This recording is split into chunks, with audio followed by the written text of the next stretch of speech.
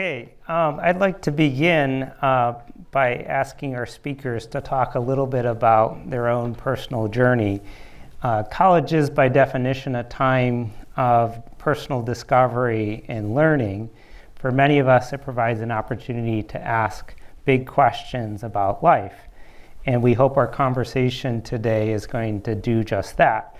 So to that end, I'd like to begin by asking our two panelists to share a little bit about their personal journey. Many of us can point to moments in our life where we had to think about life's meaning and what path forward, if any, would lead to our feeling fulfilled and satisfied in life. So I'd like to ask Ephraim to start, and then Timothy to tell us a little bit about such a moment in your life and how your ideas about meaning have changed since that time. Great, thank you. And thanks to everybody. It's a real privilege to be here. After 47 years, it's the first time I've really been back to Dartmouth. So I'm going to jump into the deep end because one of the great turning points of my life happened during my first 2 years here at Dartmouth, and certainly pertinent to the questions we're thinking about this evening. So I came from a family of immigrants of Eastern Europe, Lithuania, Poland, Jewish, and otherwise, and with all the cultural expectations that background is generally associated with. Heavy expectations of achievement, but of a certain kind. My father was an academic, so it was great if you could become a great academic or maybe a doctor, scientist. I don't know about a lawyer, but if you were to be a lawyer, at least do something good with it, work for the poor or Amnesty International or something. But they were also very interested in the arts, and I was trained and had gotten involved in music. And I came to Dartmouth uncertain about what I wanted to do, if I wanted to pursue professional music as a performer. And I think my parents thought that was fine, that I was interested, but hopefully my time in college would have me let go of that and I'd move in a slightly more productive direction. And in fact, I struggled with this question initially. By the middle of my freshman year, I made a decision that I would indeed pursue musical performance. I started the process of withdrawing from Dartmouth. I applied to a conservatory, got in. I was ready to go. And then in April, I did my weekly call home. Now this is before cell phones. This is 1974. Before cell phones, or it was 75 then, cell phones and computers, I would go, and I think I was in Russell Sage or something. There was a phone booth at the end of the hall, and you put your money in and so on. I made my weekly call. My father answered, and he told me that a few days before, my mother had made an attempt on her life and was in the hospital. She was okay, but that's what happened. Now that obviously threw me for a loop, and more so because, although in retrospect, I think I realized I had been living in a situation where when my mother was mentally ill for a number of years, I just didn't realize it. It was sort of normal. I didn't see her for a number of months. Again, these were the days you didn't jump on a plane and fly on Southwest or whatever back. And I was in California, the other side of the continent. So I withdrew from Dartmouth, and I went that summer to a music festival school, Aspen, for the summer, getting ready to go into my further training. And my mother came to visit me in August. I hadn't seen her since this April event. And I remember going to the motel she was in. We saw each other, we embraced, she loved me, I loved her. I saw something in her eyes, which I will never forget, which said to me, it was my interpretation in a way, you're on your own now. You've got to sort your own life out for yourself without me or anybody else. And it threw me, obviously. Again, I struggled with this sense of suddenly been thrown into this place where my direction had been said, it's all yours. I actually, within a week, decided I wasn't going to go to conservatory and I was going to go back to Dartmouth and they let me back in and so on. I went through that process, but it wasn't because I knew what I wanted to do. It was because I had been thrown somewhere without moorings. That next April, my mother successfully killed herself. And it was like the final thing. You really are on your own. Go sort your life out for yourself. And what I learned, it took me years. I'm still sorting my life out. I'm not sure that was the right question.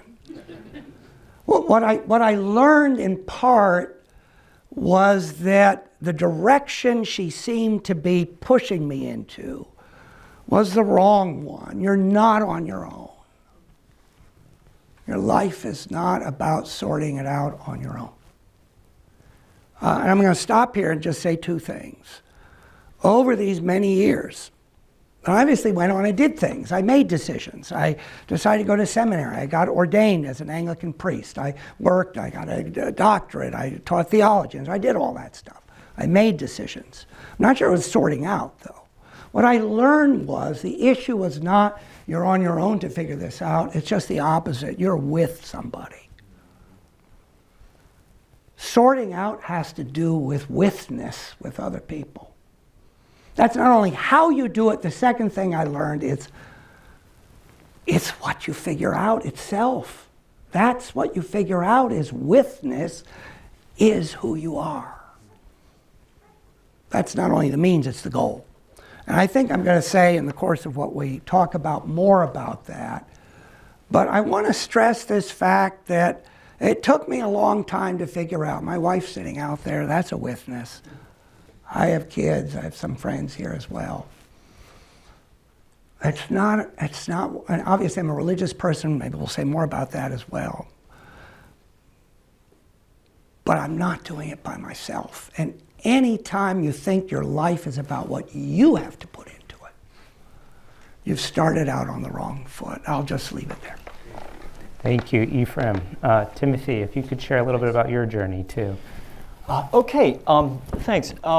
I feel like my attempt to answer this is, in a little way, doesn't fit with the form of the question, because when I was thinking about this, I really have trouble identifying discrete moments, which is a natural assumption to make. And obviously, if someone goes through, say, a bad divorce, one or more people who are very close to them dies, they contract a serious illness, then it can be temporarily very localizable.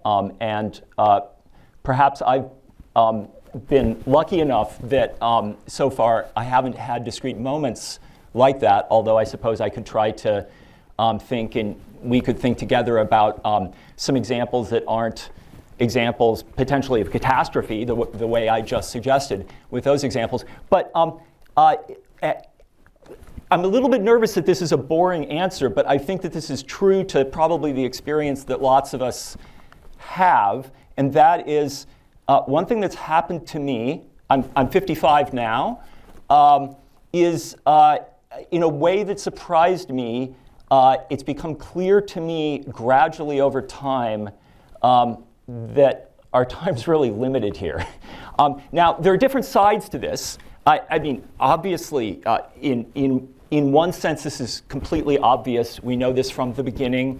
But let me come at it first from a slightly different angle, and that is we've had the experience, this is an experience that academics who are trying, among other things, to write books and publish papers talk about a lot, and in your own fields you probably talk about this. You think you can write this little paper in, that'll take me 3 or 4 months. But then you say, okay, I better plan on 8 months for that, twice. And then 8 months was wildly ambitious, right? And one of the things that you find out over time, and again, it doesn't seem to me it typically happens in some discrete moment of discovery, is the need to make choices, and how in the really just the kind of endless field of things. I mean, if you're lucky that you feel like you could be intrigued by, interested in, fascinated in, enjoy in this life, that you can only do a small part of those things. And one way to think about this that might be helpful, I'm cribbing a little bit from an idea, or more than a little bit from an idea, that some of you will be familiar with because a contemporary author who talks about meaning of life issues, Oliver Burkeman, has a book, a very nice book called 4,000 Weeks. The title comes from, that's approximately the number of weeks that on average we have on this earth. I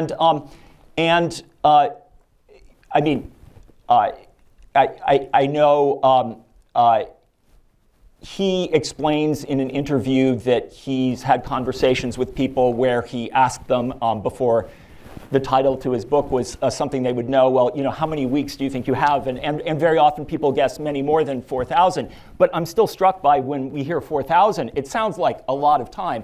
So one of the things I was thinking about was one thing that's really true for those of you who are still privileged to be doing your undergraduate education is for most of us, the time that you're working on your BA, it's very different from other times in your life. I don't mean to suggest that it's all downhill after undergraduate days, but if you're fortunate, they're special in lots of ways, and you have a kind of freedom and a kind of easy community with other people who you can make certain kinds of connection with that might be more challenging in various ways later in life. And so, roughly, you have about 200 weeks. And that's if I were talking to you, September of your first year. And so that's maybe something to keep in mind where you're kind of chunking that into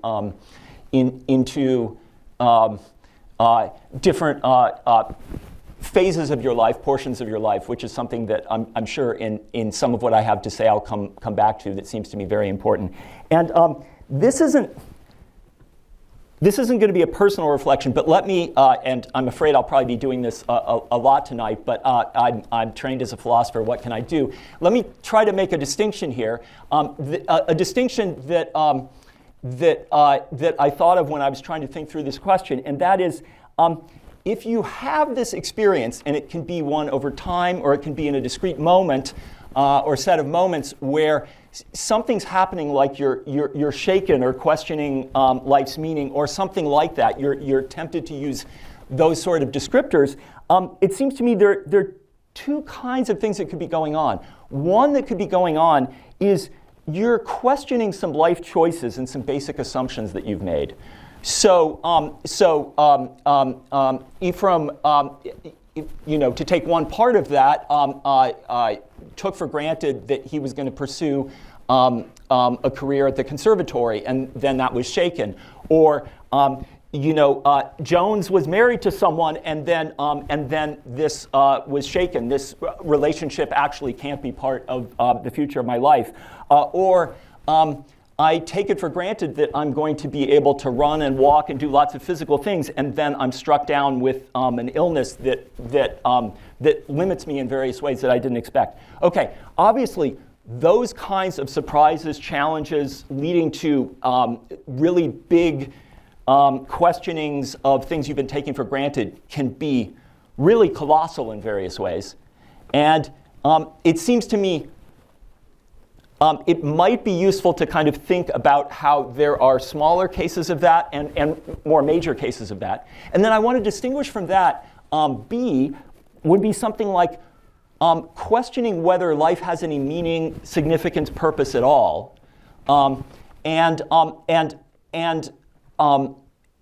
Where it's not just, well, what form is my life going to take? How do I need to adapt to changing circumstances that could have changed just radically?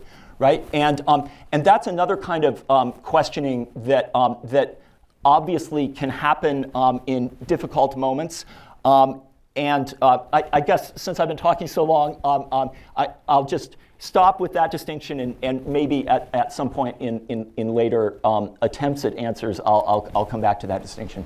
Yeah, I think it's likely we will come back to some of these issues. So the title of the forum tonight is How Not to Waste Your Life, and I want to press into that a little bit, starting first with the positive side of that. So what do you think, maybe we'll start with Ephraim again, what do you think are some of the key elements of a well-lived, meaningful life, the things that are worth doing? So let me start with a person I know, a friend of ours, who early in his career, their first child was born with serious Down syndrome. Subsequently had 2 other kids. And it changed. This was one of these catastrophic, if you will, unexpected things. They had to move. They were living in one country that couldn't provide the care. They had to move. Everything changed. The son is very serious, so has to be cared for all the time. The son is now 30 years old. So this is 30 years of living in this family where nothing was what he had expected.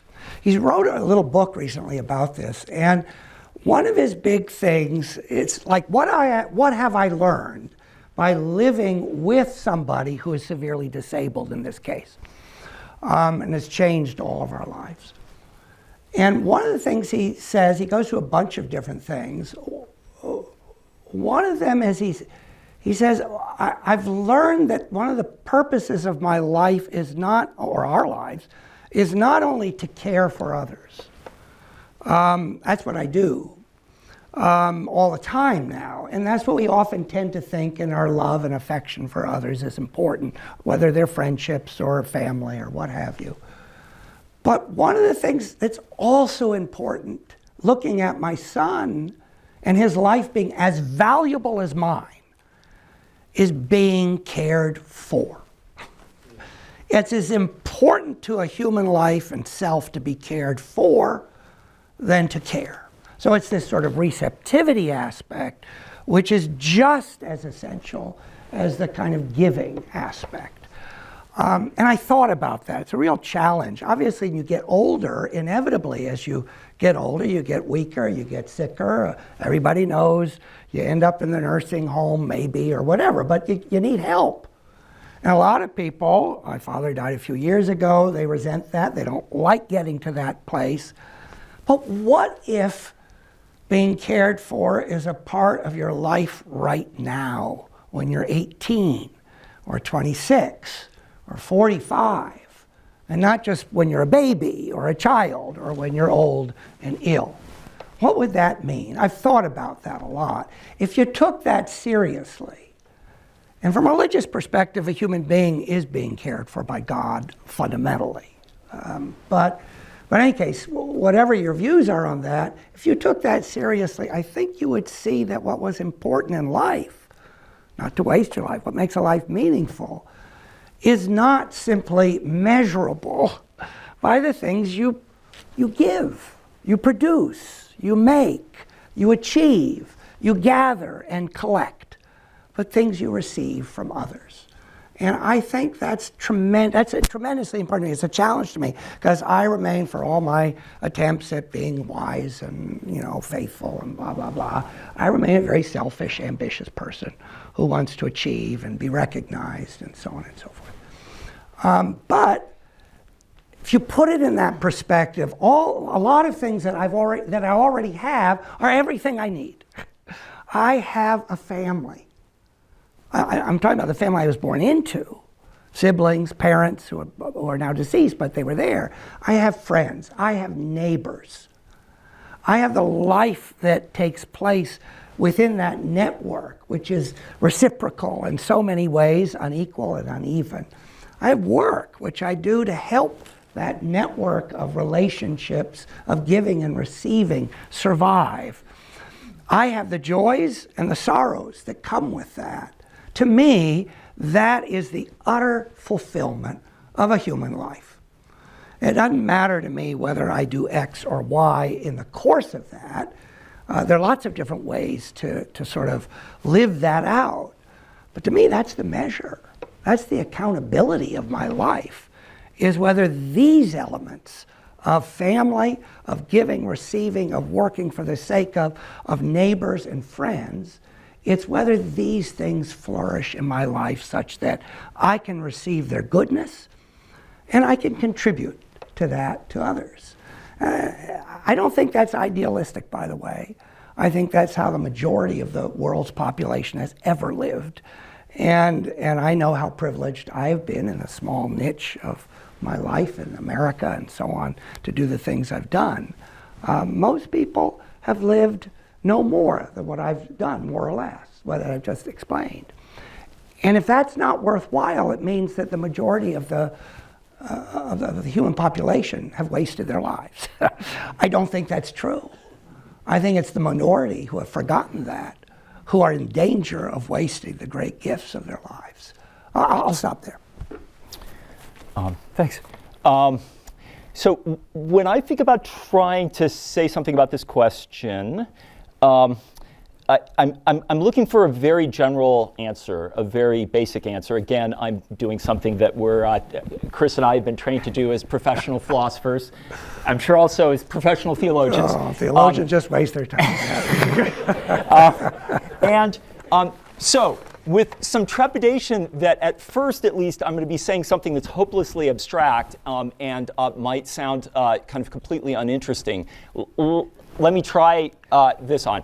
Okay, I think, I'll try to say in a minute some things that I don't think we should kind of demand from having a worthwhile, valuable life. But let me start with a kind of positive thesis. There are, lots of valuable things, leaving open what these things are. Try to respond to those valuable things in fitting ways, in ways that register their value. And there are different ways of registering the value of things. Sometimes kind of gazing at them, admiring them, appreciating them, taking time to do that is a good way to register and respond to that value. In other cases, it needs to be really participatory, right? Or at least the experience is really enriched by being participatory in various ways. That at the most general level. I think for human beings, being in relation to other human beings and to some extent also other animals is going to be one of the most important forms of this. And that also, in a way that we could think about and we could talk about, when these relationships of recognizing and appreciating the richness and value are able to be reciprocal, they are more than twice as valuable. The value of them can be increased quite a bit. So of course, I want to perhaps in a slightly more abstract way kind of second a number of the things that Ephraim was just saying. And then let me kind of add another piece to that, and that is if I'm appreciating Chris, one of the ways that I can do this is not by focusing in a narrow way on, say, Chris and his qualities, but also trying to see or understand in some way how Chris understands the world. Okay, he has a different perspective on the world than I do, in part because of presumably different genetic endowment, but also a whole host of different experiences and different things that he's chosen. And one of the ways that I can appreciate Chris is as a valuer, where, of course, Chris is valuing other people, but also as valuing various experiences and things about the world that he can participate in. And so, if he's if he's really into something that at first seems to me like I've never been interested in, let's say Chris is fascinated with birds and bird watching or something like that, right? a way that I can be in a kind of appreciating relationship to Chris's value is Chris as a valuer of these things that, of course, again, in some cases are people, but in other cases are just among the many things that we can find curious, intriguing, etc. And one of the things that I think that this should lead us to do is to not be nervous or not about or to trivialize a number of the things that we just find happiness and joy in doing in the world, right? If you enjoy trail running, if you enjoy, I walked by intramural pickleball the other day, and my heart was warmed by how many students were unwinding from class in these pickleball tournaments, right?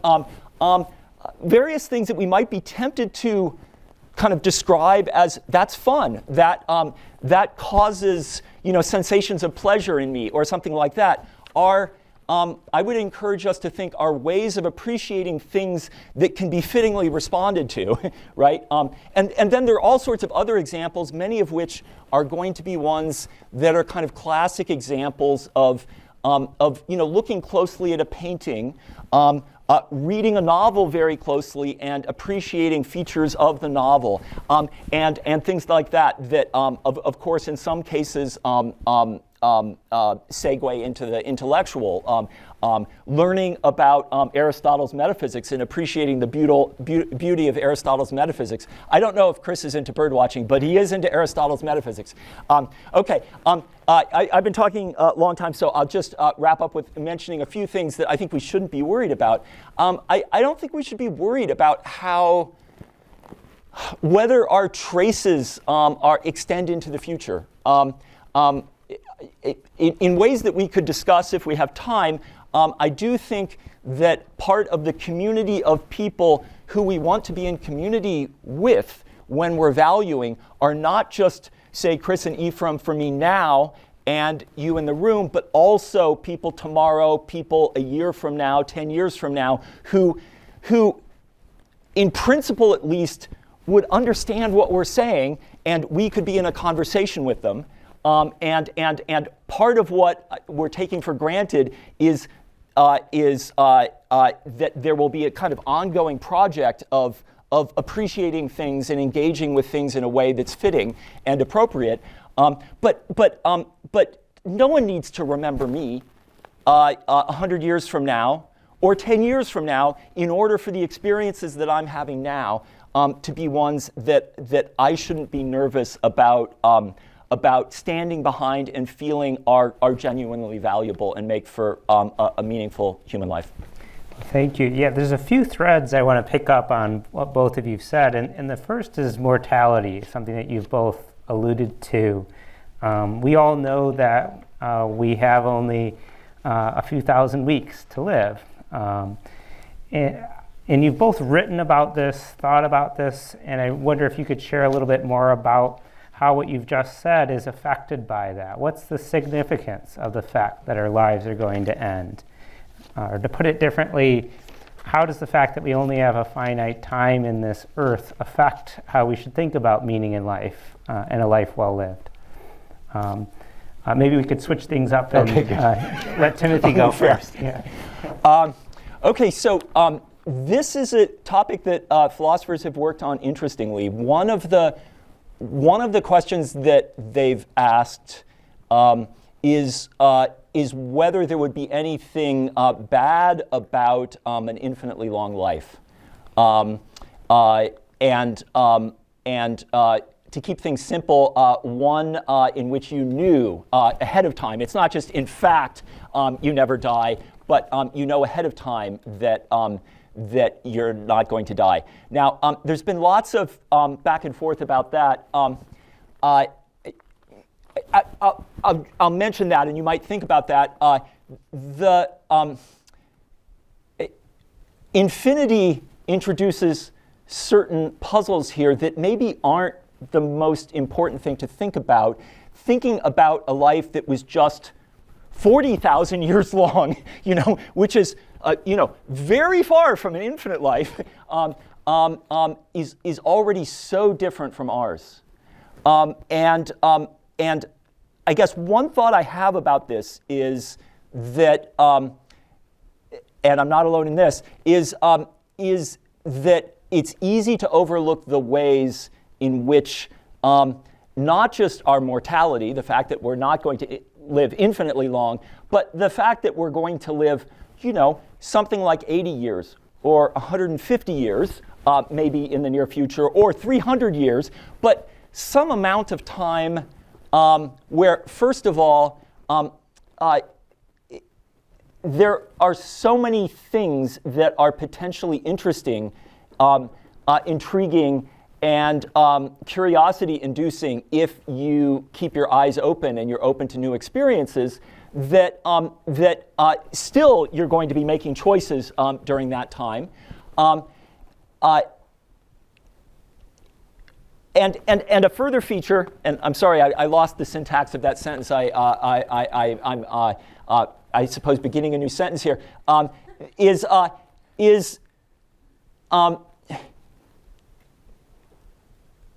the importance of stages in a human life, I think, is not to be underestimated. So, like, one of the things that if you start thinking about what a life that would be a 40,000-year life, or even a 3,000-year life, what would that be like?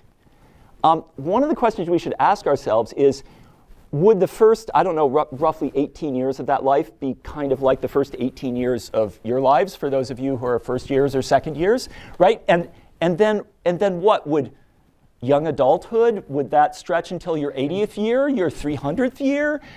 Would it be that you kind of reach something like what we consider middle age now, and then you'd be in that for a few thousand years? The mind boggles a little bit at thinking of these sorts of things, and this doesn't lead to any kind of easy result or clear moral, I think, but it does, I think, at least help us think about the ways in which what I think lots of us would think are kind of reasonable ways to think about our valuing things and our valuing practices are really structured by this, right? That a reasonable attitude, I think, towards at least the first couple of decades of a human life is you don't need to be achieving things. You don't need to be, as it were, putting things on your CV. You don't need to be impressive. You need to be learning about, trying to explore what's out there, trying to figure out what sorts of things excite you, and try to find new things that excite you. I mean, I don't mean to kind of imply that this ends after 2 decades, but just thinking about the ways that the beginnings of our lives are properly a lot different from other stages of our lives. And of course, if we had more time, we could talk about other stages of life. We could talk about why perhaps people are especially likely to have something like a crisis at midlife, right, which might not be an accident, and various stages more towards the end of life, and what the proper expectations are. And I don't at all want to suggest that I wouldn't be very tempted to take a 2,000-year life if I could take one. But thinking about how strongly the things that we're familiar with, again, about our valuing practices and our ability to really appreciate things about the world and our relation to the world are tied up with again, not just our mortality, but relatively short lives is I think, a helpful exercise. Yeah, Ephraim, how about you? Yeah, I want to pick up on that. I think this notion, Timothy, of a arc to life, stages, but also the limitation, and for all of us, it is pretty short, pretty short. For 100 years ago, the average lifespan was 40 around the world. Now, of course, that included a lot of infant births and maternal mortality and so on. It wasn't that nobody lived more than 40, but if you were born, the average lifespan was 40. It's now 80. So it's doubled in 100 years, basically, because of hygiene and antibiotics and this, that, and the other.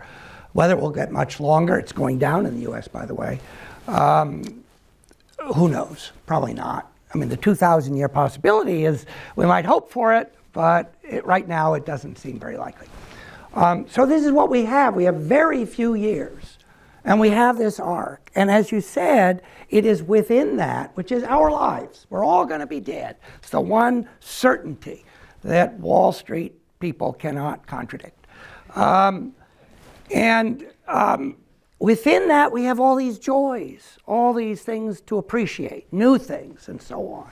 It would seem that the shortness and shape of our lives are, at least practically speaking, the condition for our joys, our excitements, the things that we value. Somehow the two are connected. And I'm going to speak as a theologian more. It does seem to me that death itself, that is to say our mortality, makes possible beauty, joy, love, and so on, as does birth. The two of them are necessary. They're part of what makes possible the fact that there are wonderful things that we experience and encounter. And it does so in part, a large part, by defining the fact that we are creatures. We don't make ourselves. And even if we're not religious, we have to admit that. We do not make ourselves. We are given somehow. From a religious perspective, we're given by God. I'm born, that's a gift. Everything is a gift. And death itself represents the giftedness of life. We don't possess it. You give a gift to somebody, it's a sign of affection, of a relationship, of something like that. But it's not something we have constructed such that we possess it in that personal, fabricating fashion. It's something that's been given to us. Part of birth and death represent this sort of openness, this receiving character, which is who we are, I believe, as human beings. And to that extent, mortality is not an evil. I know we think, and even in the Christian tradition, there's long streams of that tradition that see death as the result of sin and therefore the devil and so on and so forth. But you should understand that that is only one tradition. It's not the only one within Christianity, certainly not in Judaism. Death is good, according to many theologians, both Jewish and Christian. Our fear of death, our being possessed by death, and our choices being determined by that fear and worry, that is an evil. But the fact that we're given into this world is the great miracle of being alive and all the joys that come from it. And by the way, I know we're going to talk about suffering in a moment. I'll just say suffering is a part of that. It's not the contradiction of our lives as being given to us. It's a reflection. It's a taste of the contours of our life that are not ours. I sort of lost the original question. What does mortality mean? It means that I can trust in something bigger than me. Now, if you don't believe in a God, maybe that's harder, I don't know. But for me, that trust in being given into this world and you given to me, and the fact that it's not mine to organize and to make possible in its fundamental way is a miracle. It is wondrous. It's what we gaze, it's part of when I gaze on the birds and so on. That's part of that wondrous gazing. And, do I want to live for 1,000 years? I don't know what it would mean, but this sort of thought experiments, what would happen if our life just went on and on forever? I think there would be problems there, to be quite honest. Big problems from the point of joy, from the point of thanks, from the point of witness, as I said, of this discovery of being cared for by somebody else and what have you. So I think dying is a gift. I'm not saying it's what I'm looking forward to, but I will come back to that. I think in the end, I think we have to not organize. We have to sort of, our attitudes do have to be shaped towards a sense of death as something that comes to us as a gift. Yeah, so I want to pick up on that. These have been really rich answers. I think we only have time for maybe 2 more questions or so, and then I want to make sure we have time for the audience. So picking up on both what you said about suffering and a connection to something larger than yourself, and maybe we could start with Ephraim since you were just alluding to this. What do you think the place of suffering is in a well-lived life? Is it something to be minimized at all costs, or are we somehow going to find meaning in it? And related to that is maybe this other piece that you were alluding to, which is, do we need a connection to something larger than ourselves to ultimately find fulfillment and meaning in life? Something more than what we ourselves are going to have in our finite life. I mean, again, suffering like death is inevitable. So in some ways, to sort of talk about, well, what would it be like not to suffer? What it would be like not to die is sort of a fantasy, maybe a helpful fantasy, but ultimately not one we can apply. The word suffer literally, as I understand it, means to carry something, and carry something that's been given to you.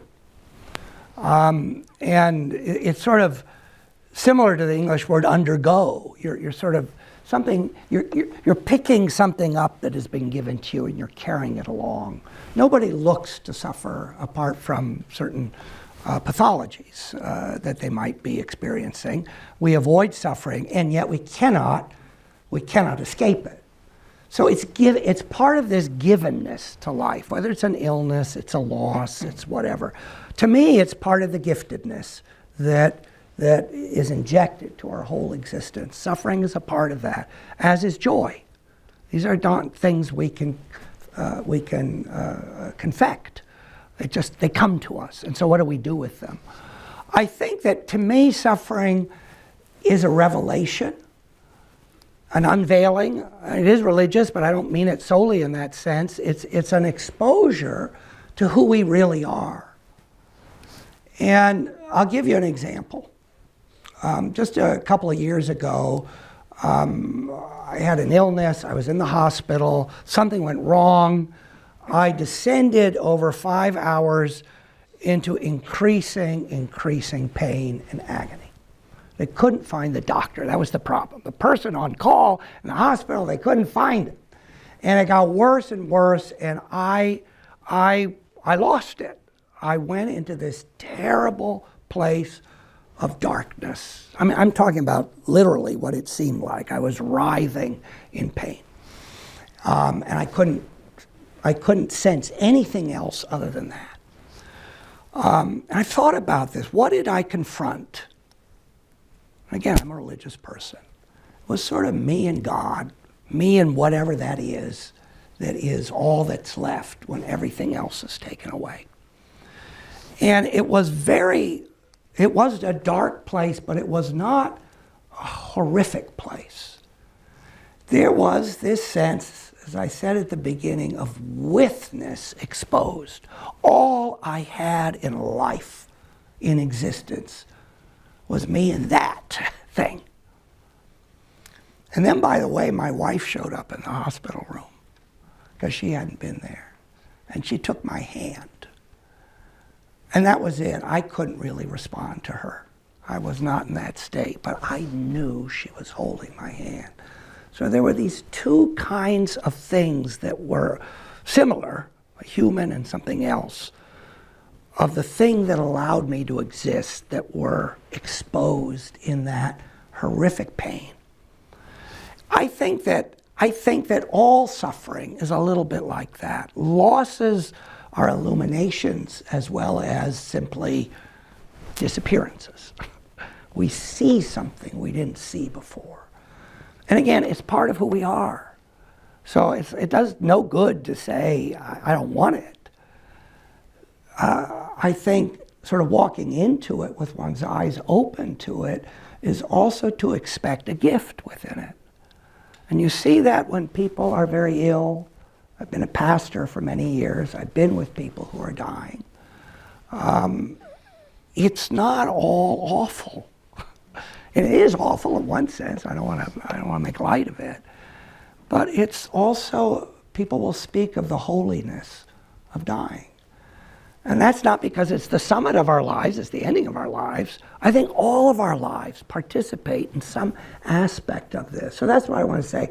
I think suffering contours, part of the contours of this life we've been given to enjoy, to suffer, to engage, to share, to have shared with us, and ultimately to give thanks for, because it's not ours. It's this wonderful gift. Thank you. Yeah. Timothy. Good, thanks. Okay, actually, I haven't thought about suffering a lot. I realized when we were talking about some themes that we would go over. And one kind of preliminary thing to think about, I think, is there are two kinds of questions that we could pose with respect to both the length of a life and also the amount of suffering in it. So one is just compare a life that never ends with a life that ends, okay? And both of us have expressed the suspicion that there would be something seriously wrong with a life that never ends, okay? But just because that's true doesn't mean it's better for it to end sooner rather than later, right? And that's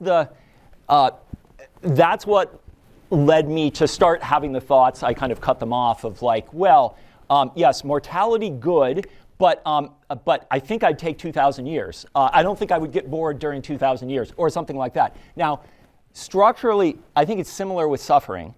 That I find very intriguing. Ephraim's part of Ephraim's thought here that we're learning something very important and dare I say deep in suffering that in just thinking about it abstractly ahead of time we wouldn't have learned. Okay, that doesn't necessarily mean that we should want more of it, right? Not that you were at all suggesting that, but when I then turn to the question of the concrete circumstance in which one is visited by something that seems like a completely unnecessary misfortune, right? That car didn't need to hit my loved one, or I didn't need to get that disease, or I didn't need to get it this soon, or something like that, right? What could one say as a therapist to that person? I don't mean a therapist in a narrow sense, and I assume we can also be therapists to ourselves. I don't want to say that that this answer would necessarily be one that would be something that one should say to oneself or this afflicted person right away or lightly, but I assume that in this role, as a therapist in this general sense, part of occupying that role is going to be trying to say things that are true about this. And here's one thing that strikes me as true. We should probably readjust our expectations and like the baseline. I think this is a way of making a very similar point to what Ephraim just made. If I'm kind of expecting, as we might say, that what I have a right to is a life that is, for the most part, pain-free and tragedy-free, then terrible pain, fear, tragedy, these are going to feel to us things that shouldn't be there, that I did nothing to deserve this, etc. We could say lots of things like this. But if one tries to readjust the baseline so that one recognizes that fundamentally the truth is each of us somehow got an opportunity to have a human life, then the stuff that we get, it's all plus, right? Now, I don't pretend that this is the sort of thing that in the moment where we're really, feeling like this just didn't have to be. I don't see any reason for this, right? And experiencing the terribleness of it, this might seem like it couldn't be said or something like that, right? But it seems to me to be true. Let me add a kind of comparatively abstract philosophical point here.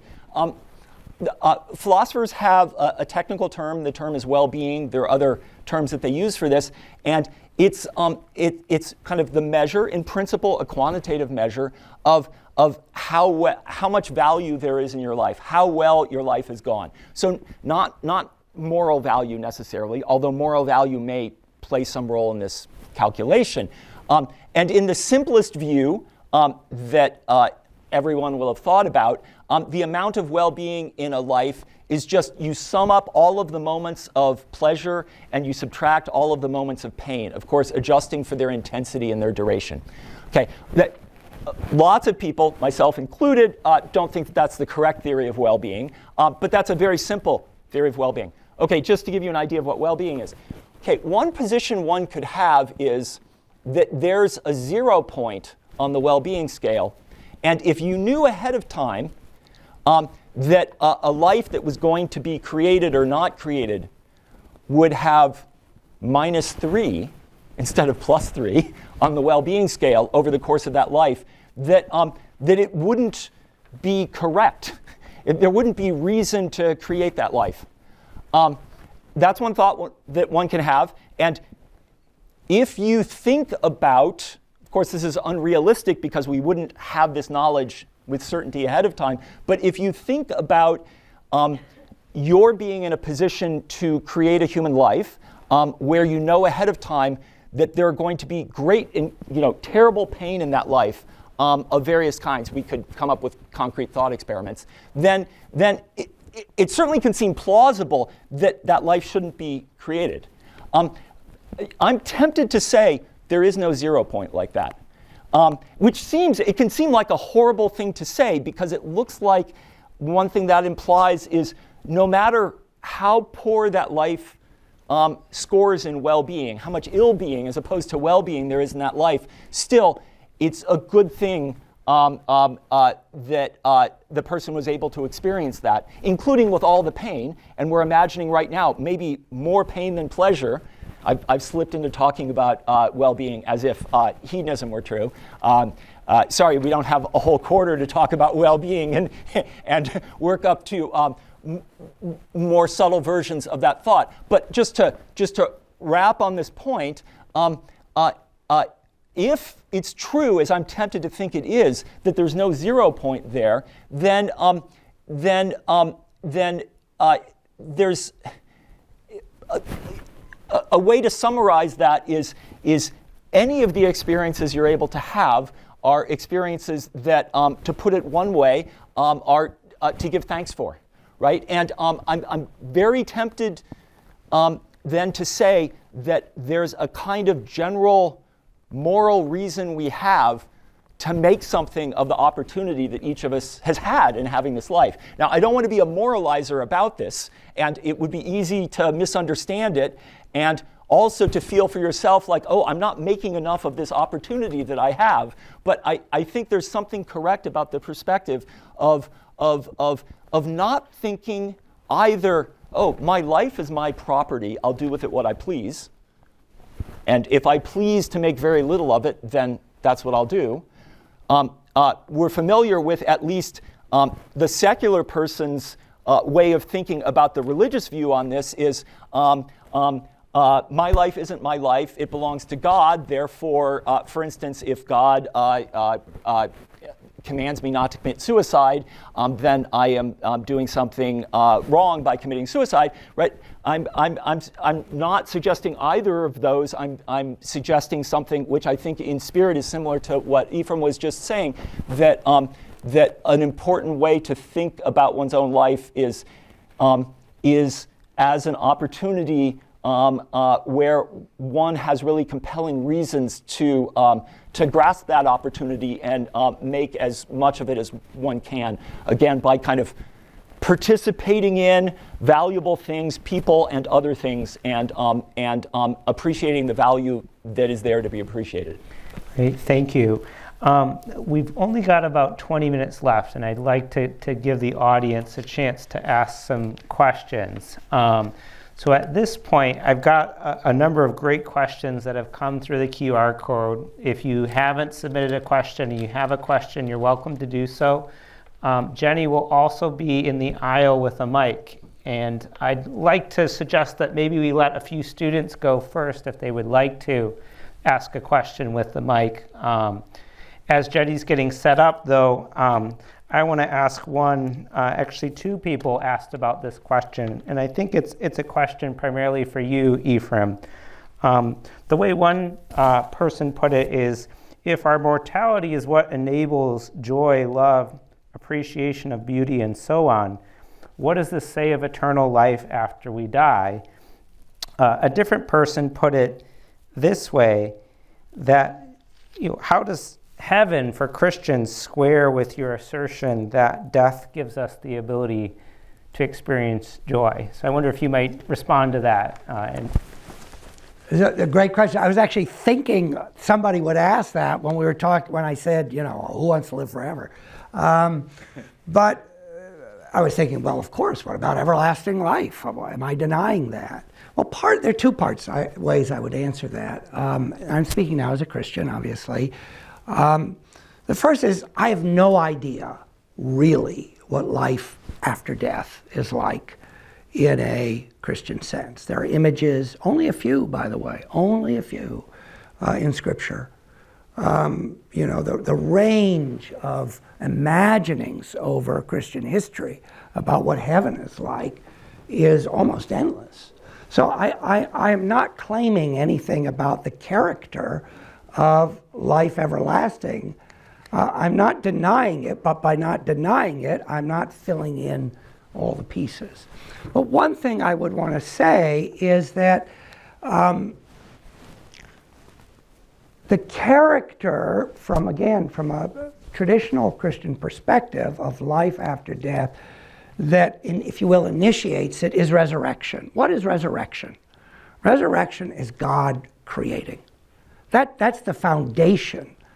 God recreates. God creates us, each of us here, which is one reason why I don't so much fear the unknowability of heaven, if you will.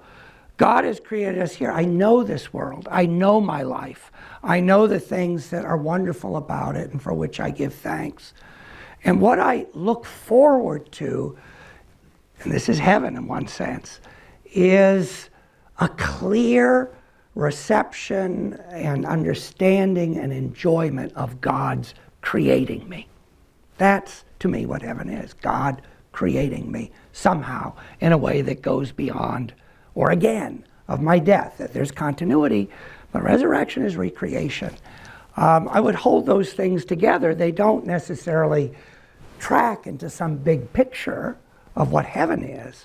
But at the least, heaven is the miracle of God's creation, which I understand in some fashion already here. That's what I would say. It's not necessarily to be parsed in terms of extended years and so on and so forth. Thank you. If anybody would like a chance to ask a question in person, Jenny's over here. And while I ask the next question from the QR, feel free, or do we have somebody? Yes. Yeah, thank you. My question relates to how one understands that arc of their life. How does it impact someone's, as you were saying, well-being to understand that arc as being a positive one or as a negative one, to sort of have a maybe as a high self-esteem or a low self-esteem? How does that self-understanding impact what it means to live a meaningful life? No, you started. You started it. Okay. Well, okay. In thinking, so a simple position that one can take about well-being is if you take a bunch of time intervals that make up your life, and you add up the well-being in those time intervals, then you're going to get the total amount of well-being in your life. And various philosophers have played with the thought, which seems to me quite plausible, that that additive theory won't be true. That there can be holistic properties that your life has, such that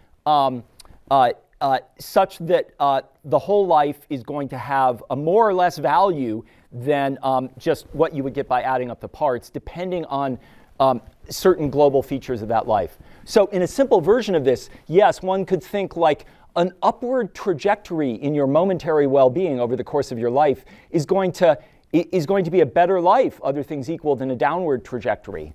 I think that's probably not a promising theory. More promising theory, I think, is this is going to sound like a platitude, but I think it's really worth thinking about, is that learning, and learning from especially difficult experiences, suffering, learning from mistakes over the course of your life is something that adds a lot of value to your life, that lots of well-being value. You have experienced a better life. Why would that be? Well, one thing about the additive theory is that it seems like the relationships between the moments, in principle, don't matter for that theory. And one of the things about learning is that really ties our lives together in certain ways. Now, there are other things that tie our lives together in certain ways, and one of them that I think is really important, and this is going to be another kind of platitude about what makes life go well, but again, kind of as a philosopher, I'm looking for abstract structural features, trying to explain in a most fundamental way as possible, is relationships with other persons that stretch over your life. So actually, last night I had an experience of someone who had been a teaching assistant when I was an undergraduate. He was then getting a PhD in philosophy, was here to give a talk, and I ended up at dinner with him and was just struck by. I don't know, I'm not going to say anything very coherent about the experience, but I didn't know this person that well 25 years ago. But I still have memories of kind of things I was learning in my life and the way I was then. And of course, this is a minor example compared to the relationships over time that we'll have with our children, with our parents, with friends that we've had for a long time. But it's in a way, it's striking because here's something that was kind of a glue in a way that's gluing together different parts of my life in a way that I don't think can just be explained by the momentary pleasures that I had last night, or indeed now telling you about it, but really adds to my life. So, I mean, a regret that I actually have from my undergraduate days is I didn't keep in touch with lots of the people who were my friends, but not my closest friends. And so, in a certain sense, I've given very little concrete advice and mostly spun abstract theories tonight. But I guess here's one thing that I suspect is good advice for those of you who are still getting your undergraduate degrees is I would say go to that effort, that extra effort of staying in touch with people who even you might not think right now that you're especially close to them, but you drift apart very easily, and it's it's an amazing thing in a way that we can lose sight of, that we've been changing so slowly over the course of our lives that we don't necessarily recognize those changes. But those changes are in a certain way magical. And then in various ways, when we're in contact with people who we've known for a long time, we're in somehow put in contact with that seems to me to have a kind of holistic value that isn't just explained by, again, like my happiness right now at seeing Chris after 8 or 9 years. Timothy, I was privileged to go to Edinburgh with him when I was a student here, and it was one of my fondest memories for sure. I want to combine a couple of questions here that I think speak to both of you in different ways. For Ephraim, somebody was asking, how do we learn to receive from others in the way that you've been suggesting is so important to a life well lived? And particularly in light of somebody else raising the thought that, at least at Dartmouth, but in many places of the world, there's a very sort of achievement-focused, competitive, self-gratifying kind of culture. And the version of this for you, Timothy, we'll start with Ephraim, is how do we learn to value people as other valuers in the way that you suggested is so important? Yeah, what a wonderful question, because it's the question of a lifetime. I mean, in other words, I'm not sure it's an innate skill. Maybe it is for some people, be receivers. I think one is, I'll speak for myself, but a few people I know, one is shaped, often forced to learn how to receive. And I think it's a great question, because if you don't learn it, you're going to miss so much. And you're going to come to the end of your life either grasping something you can't hold on to and feeling that it's being pried out from your hands, or empty-handed in the worst kind of way, that you never held anything at all. So it's important to think about it. I guess all I could say is that it's unless we see that as a value sooner rather than later, and order our disciplines, our life, our cultivating of this, we're not going to. And of course, just said, in a culture where so much is about achieving and accumulating and producing and so on, one has to deliberately, intentionally find ways of resisting those demands. That's pretty hard. And I imagine in a place like Dartmouth, thinking back to my time, and I've been in universities and for many years in this culture, how do you stop feeling that the goal of your life is to make as much money as you can, or get the best job, or be in the highest position? How do you get rid of that, or let go of it, or loosen its grip on your expectations? As I said, I think many of us, it's failures. It's our failures that actually press us to that, but that's not what anybody wants to go after. Although, as I said, it's one reason why suffering is a gift in many ways, and people will tell you that. People who have come through the other side will say, had that not happened, I would still be thinking X or doing Y, and I am so grateful I found a way out of that. The other thing is, if that's the case, we have to surround ourselves with people who share these values. I said at the beginning, you can't sort it out by yourself. I don't think so. Well, maybe somebody can. I certainly couldn't. You have to surround yourself, be part of a community of friendships and so on, of people who are helping one another, caring for you, so that you don't get lost in the morass of these expectations that really drag you down. To receive is a lifetime's work. I mean, that's what death is. It's the final reception of God's gift. So it's not as if, as I said, the whole thing is.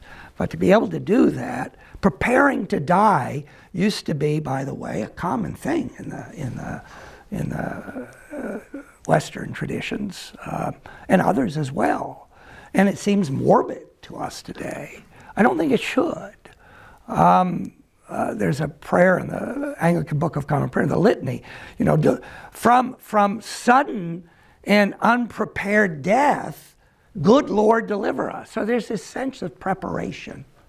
I think our lives are a constant cultivation and preparation for these values that we see. And how we do it is going to vary, and we'll do it differently, but do it with other people.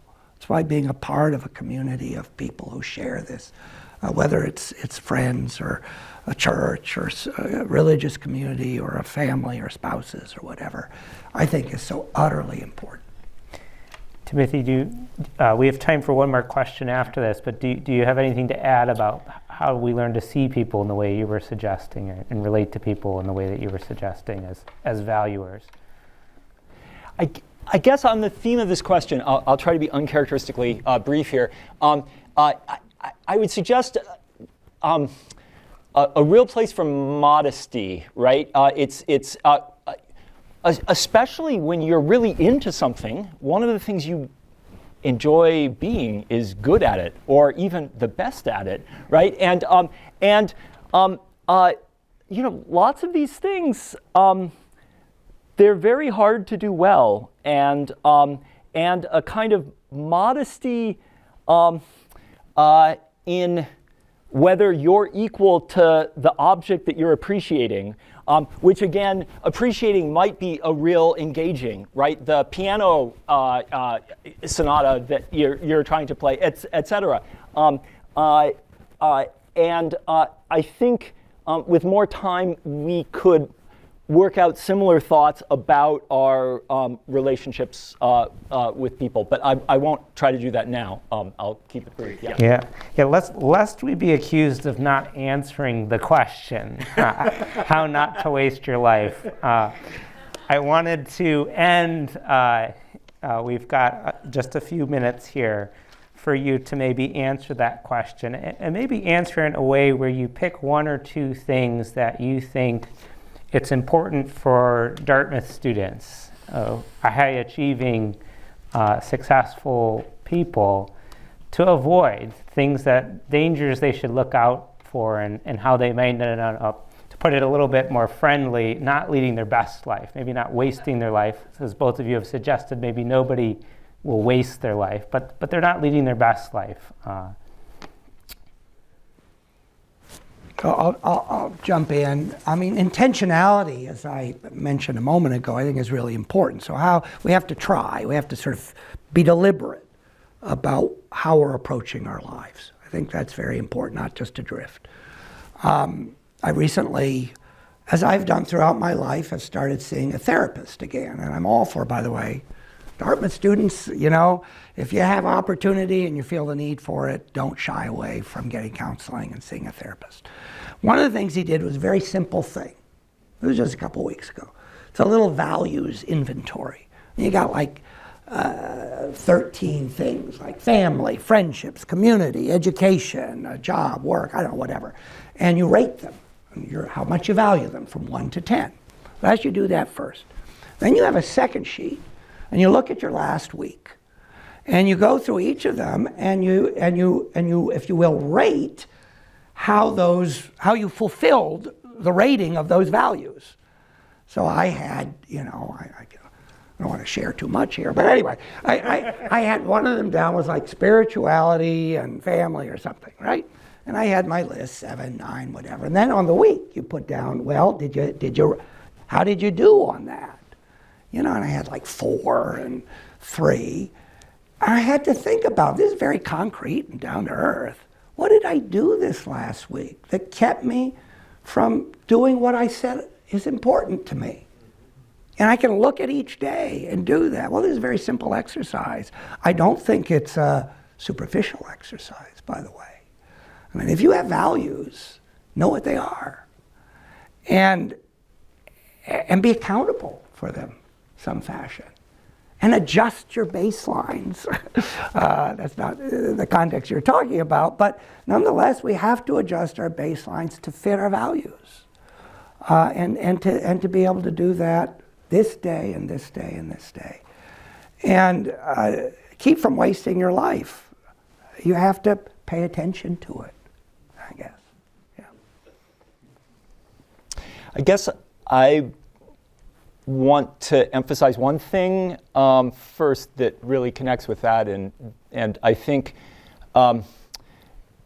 not forgetting to try to reflect often on what you're doing and which things you're choosing and which things you're perhaps implicitly ignoring is an important thing to try to do. Now, with lots of these things, there's no algorithm for this, right? It's important to be committed to certain things too, right? We don't, there is a danger of dilettantism, of course. But I think trying to reflect on the things you're experiencing, how you're experiencing them, and being sorry, this sounds so hackneyed, but being open to new experiences, I think, is really quite important. And as I've emphasized at various points, just the wealth of the various things that we can experience. If I can, I was maybe not autobiographical enough on my first answer, but maybe let me try to end with something autobiographical along these lines. Over spring break, I was very tired from. Here's one of my students from the winter quarter. I was very tired from that quarter, and my wife's parents had invited us to go to this island and be at a resort. And I thought, beach vacations, not so much for me. But like right now, I could really just use some lying on the beach and not doing much. Got there.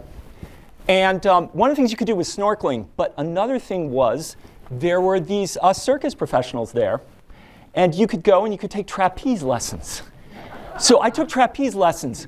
I had a blast. I cannot tell you how happy it made me to learn some trapeze tricks. And then after, only a few hours of this, over the course of 2 days, then I did one of these tricks. It's actually a very simple trick, but I did one of these tricks, and you go quickly flying through the air, and then you get caught by someone, which is an amazing experience, right? So you're very briefly in the air. They train you like arms up, hands kind of like this. Don't grab for them. They'll grab you. Once they grab you, then you grab them.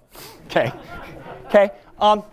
And I got caught. And one feature of this experience was, I would get up there on the platform 35 feet up. And actually, rock climbing, aside from philosophy, is my passion in this life. So I'm used to heights, but I'd be up there and I'd be scared. And after a while, I realized, I'm scared because it all happened so fast. And I have these new teachers here who are like 23-year-olds. And I'm scared of disappointing them. And I'll also disappoint them before I know what happened because it all went so fast, right? And I didn't even know my body was doing that. Anyway, this time I got caught, and apparently I did it okay. And I'm getting off of the net after being dropped onto the net. And they say, congratulations, you're in the show tonight. I was like, what? So there are like 300 people at this resort, and the entertainment that night isn't like whatever, it's the circus entertainment. And of course, like the main thing is the circus professionals, but they begin with like 2 or 3 of the guests who have been trained in simple tricks. So then they tell me, well, you can wear whatever you're comfortable in, but if you would show up at 9:10, we'd like to put you in one of our costumes. So then I'm like, in a circus costume, and then they tell me I'm first up. And so anyway, I've gone on too long with this, but it was so fun. And I never thought like, I should try trapeze, right? And also, I don't think of myself, I suppose I teach, and I suppose I'm in front of an audience right now, but I don't think of myself who wants to be like in a show. And I was terrified also. So anyway, for whatever that's worth, a little vignette about something where I don't know if I like snorkeling a lot, and I hardly snorkeled at this thing because then after this I was like, teach me more trapeze, okay? But if I hadn't said, what the heck? I'll go try trapeze. When else am I going to try trapeze? I would not have known what I would have missed, and I'm so thankful for that. So. I think that's a fitting note to end on. Thank you so much.